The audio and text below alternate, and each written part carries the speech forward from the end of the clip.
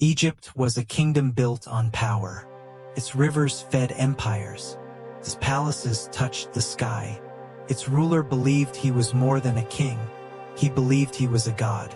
And beneath that golden surface, fear ruled everything. This was the world into which Prophet Musa was born. But long before the sea split, long before Pharaoh drowned, long before miracles shook an empire, there was a mother hiding her newborn child in silence. Because somewhere inside the palace of Pharaoh, a prophecy had become a nightmare. It was said that from among Bani Israel, a boy would rise, one who would destroy Pharaoh's power. And Pharaoh, drunk on control, responded the only way tyrants do. He ordered the killing of every newborn boy among the children of Israel. Homes became places of terror. Every cry of a newborn could become a death sentence. Every mother lived between hope and horror. Among them was the mother of Musa. She was not a queen. She had no army, no protection, only faith and a child. When Musa was born, she hid him. Every sound outside the door felt like danger. Every knock could mean soldiers. But babies do not stay silent forever, and fear grows louder with time. Then came a command unlike anything reason would accept. Allah inspired her, nurse him, and when you fear for him, cast him into the river. Do not fear and do not grieve. We will return him to you and make him one of the messengers. Imagine that moment. To save your child, you must let him go. Not to a family, not to safety, but to the river. A small chest, a helpless infant, a mother standing at the edge of impossible trust. She placed her baby into the water, and the Nile carried him away, not toward safety, toward the palace of the man who wanted him dead. Pharaoh's own household found the child. Among them was Pharaoh's wife, often remembered for her mercy and faith. She saw the infant and her heart softened. She said, "He will be a comfort to my eye and yours. Do not kill him. Perhaps he may benefit us, or we may adopt him as a son." They did not know. The child in their hands was the very child Pharaoh feared most. The boy destined to challenge a throne was now being raised inside the palace itself. It was the kind of irony history remembers forever. Pharaoh spent his life trying to stop destiny. Instead, he financed it. But inside another house, Musa's mother was breaking. The Qur'an tells us her heart became empty. She nearly exposed everything from grief. Only Allah strengthened her. And then, mercy returned. The infant refused every wet nurse. No one could feed him.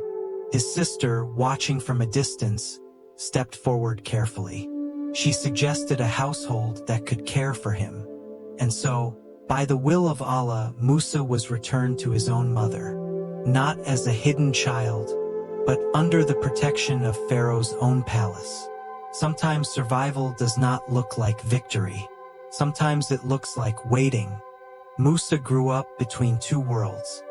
He lived in royal halls, but his blood belonged to the oppressed.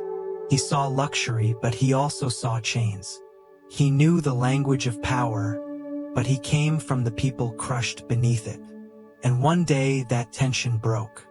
He entered the city at a time when its people were unaware. There he found two men fighting. One was from his own people, Bani Israel. The other was Egyptian, from Pharaoh's people. The Israelite called for help. Musa stepped in. He struck the Egyptian. One blow, that was all. But it was enough. The man died. Silence followed. Not triumph. Shock. This was not what Musa intended. He said, "This is from the work of Satan. Indeed, he is a clear, misleading enemy." And then he turned to Allah. "My Lord, I have wronged myself, so forgive me." And Allah forgave him. But forgiveness did not erase consequences. By morning, the city had changed. Whispers spread. The palace would hear. Pharaoh would know. The next day, the same man from Bani Israel was fighting again. When Musa approached, the man panicked and exposed him. Now everyone knew. A man came running from the far side of the city, urgent, breathless. He warned Musa, "The chiefs are discussing your death. Leave, now." And so the prince of Egypt became a fugitive.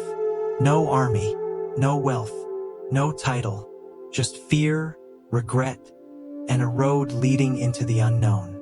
He left Egypt looking over his shoulder, not knowing where he would sleep, not knowing if he would survive.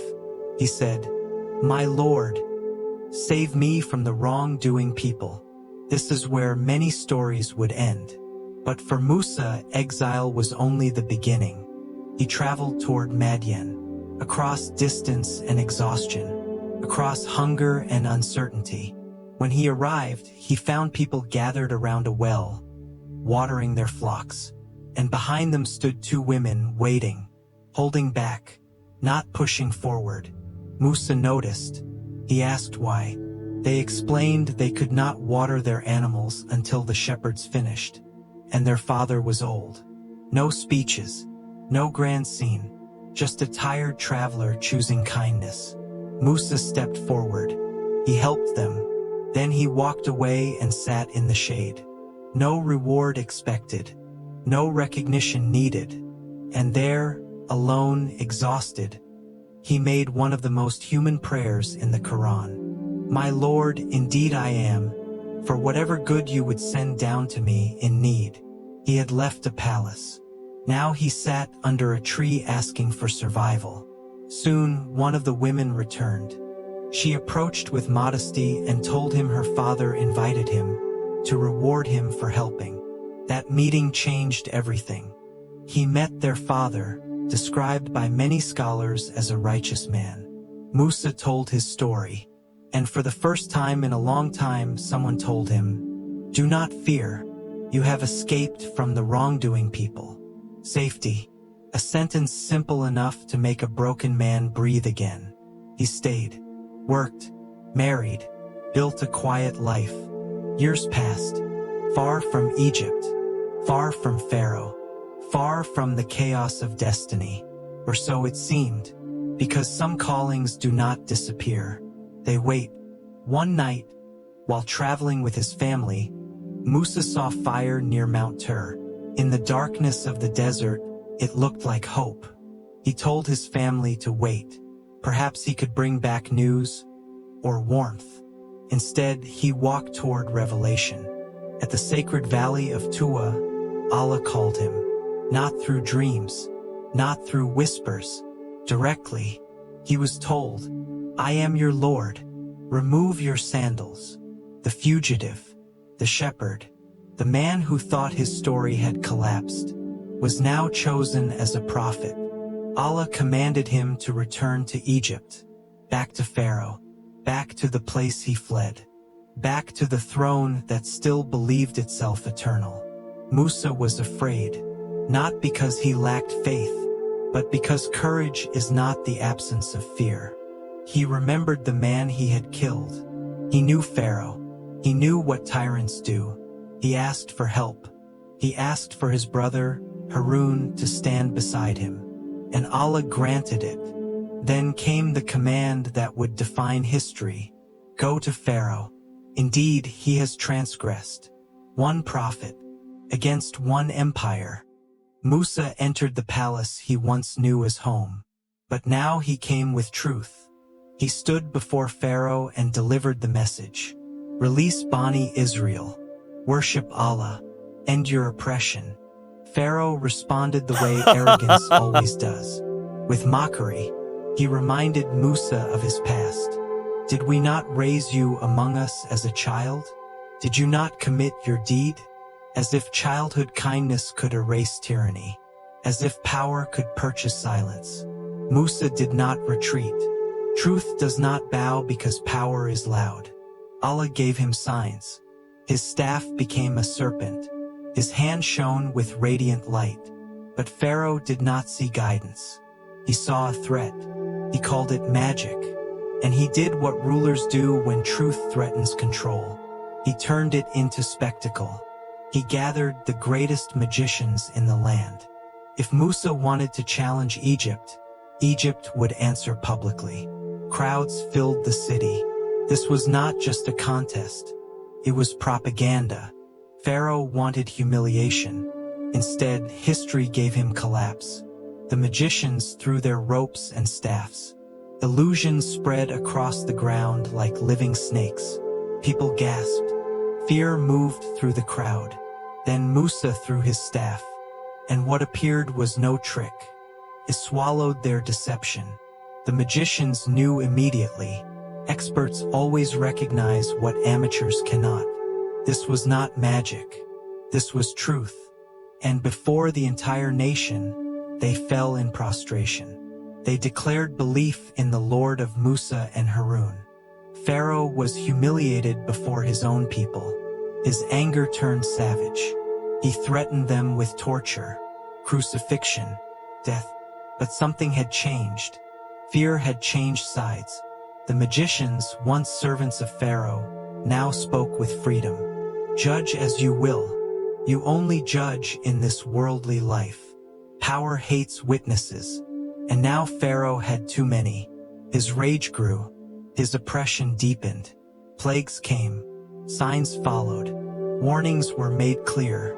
But arrogance, when worshipped long enough, becomes blindness. Pharaoh would not release Bani Israel. So the final chapter approached. Musa was commanded to leave. Not publicly, not with ceremony.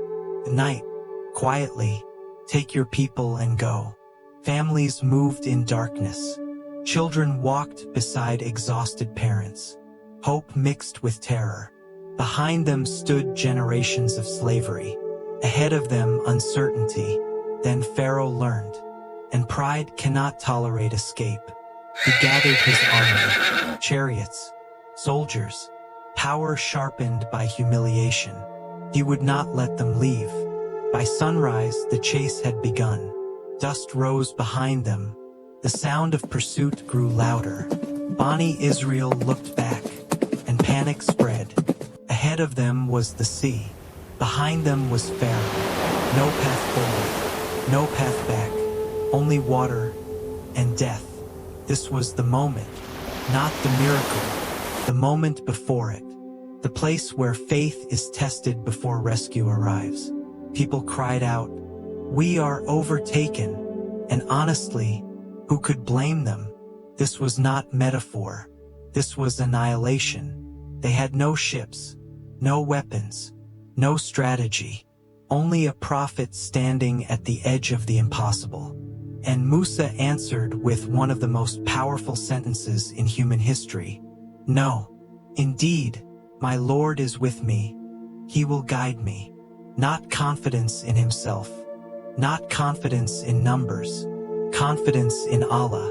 Before the sea split, there was certainty. Before rescue, there was trust. Then came the command. Strike the sea with your staff. Musa obeyed. And the impossible opened. The sea split. Paths formed between walls of water. Dry ground where drowning should have been. An entire people crossed through what should have destroyed them. Imagine the silence, the terror, the disbelief. Children walking between mountains of water. Mothers holding hands tighter than ever before. Every step a miracle, every breath proof. And Pharaoh followed. Because arrogance mistakes patience for weakness. He entered the sea with his army, still convinced power would save him, still believing he could outrun destiny. But destiny had waited long enough. When the last of Bani Israel crossed, the waters returned, the sea closed, and the empire that built itself on oppression vanished beneath it. Pharaoh, who once declared, "I am your highest Lord," now faced the truth with no throne left to protect him. At the moment of drowning, he claimed belief. But some realizations come too late. Power had delayed truth. It had not defeated it. And so the child once placed in a river returned to the water as the man who broke an empire. This is not just the story of a miracle. It is the story of everything before it. A mother trusting when logic failed. A man running from his mistakes. A lonely prayer under a tree.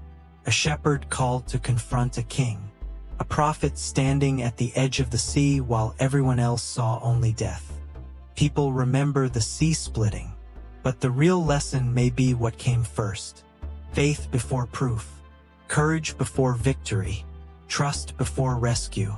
Because sometimes life places us in that same moment, between the sea in front of us and the army behind us. No clear answer, no visible way out, only fear. And the question becomes the same.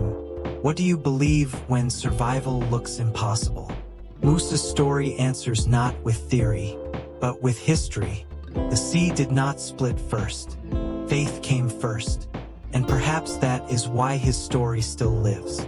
Not because water moved, but because one man stood still when the world panicked and said, "My Lord is with me. He will guide me."